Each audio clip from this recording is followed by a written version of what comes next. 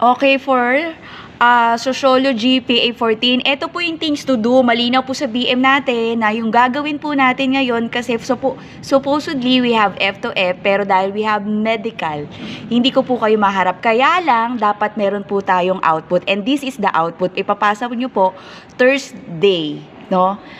Sa president nyo or kay Camacho, whoever the officer na meron dyan, na available dyan, na maayos po ang lahat ng submission. Thursday po kung may pasok po kayo, o kayo po ang bahala, no, na to complete, no, dapat merong output po, sa madaling salita.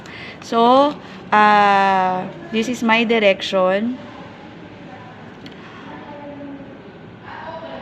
Team Sociology, you have pictures. All you have to do is, I need 5 paragraphs. All you have to do is describe inside that picture. For example, meron kasing mga extended family. Wala lang po kayong gagawin is, I need 5 paragraph. Each paragraph ay kinukompose po, binubuo po ng 5 sentence.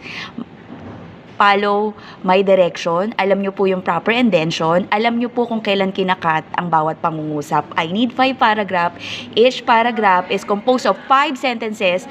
All you have to do is describe that picture. Malinaw po, at maraming salamat. Mamaya, yung next video ko for the STS.